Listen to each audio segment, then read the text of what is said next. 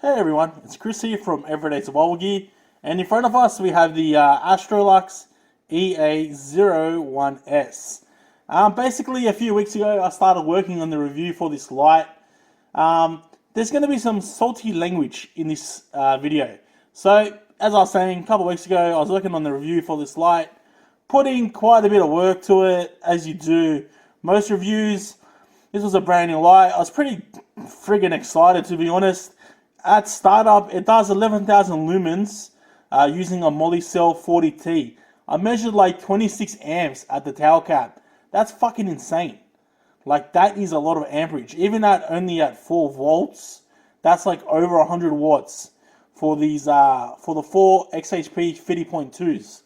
Right? So then, you know how it is. You do the review, then you want to show your viewers the inside of the light.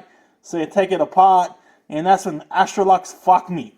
So basically what they done was they used too small of an opening here for the reflector.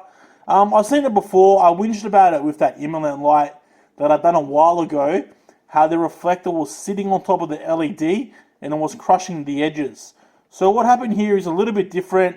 Basically, Astrolux, I'm kind of holding the camera like that. So if you guys can see, right, around that LED, there's not a whole lot of space that's free. And you can see basically the LED is, the reflector is almost sitting on top of the LED. And that right there is a problem. Because the issue is, they use gaskets, you know, the little insulating gaskets that are inside this. But the gaskets were most likely for an XML2. And you know, the XHP 50.2, the dome is a lot bigger than that on the XMLs. So we got that off now. Let's see if I can. So you can see it's pretty close, right? Like the way that they sit right there is friggin' ridiculous. So all was going good, you know. Got the review done. 11,000 lumens at startup. It's about to go down to the park, get some beam shots. Looking pretty keen. And then go to take out the reflector, it was stuck in there. So I'm like, oh, you know, not bad, I'll just pull it, well, what can happen?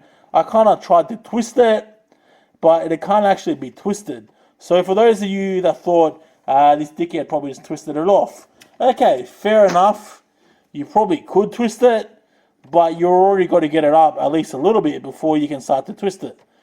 So you take it out, and that's the reflector there. There's actually a screw in here, so you guys can see it. There's a screw in there, so, fuck's sakes. There's a screw there, so you can't actually twist it. The main problem is the design of the light. So let me move the camera up. So you look at how close that gasket, the gasket around the LED is.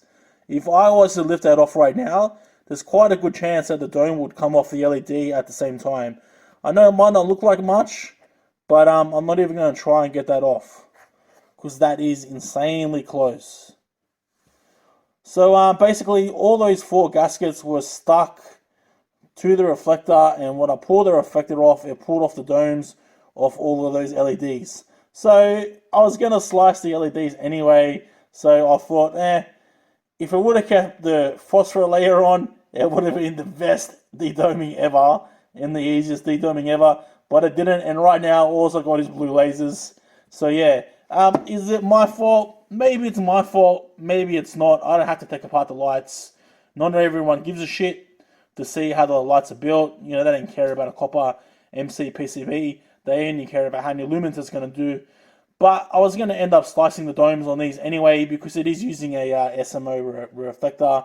And when you slice the domes on these XHP 50.2s, it does change the tint, makes it quite a bit nicer.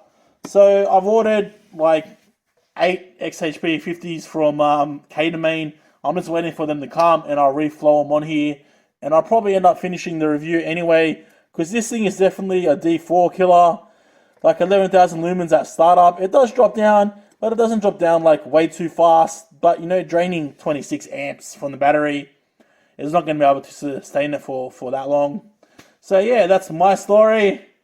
That's the video from the other week that was supposed to go up. I've got like 10 minutes of footage and then that happened.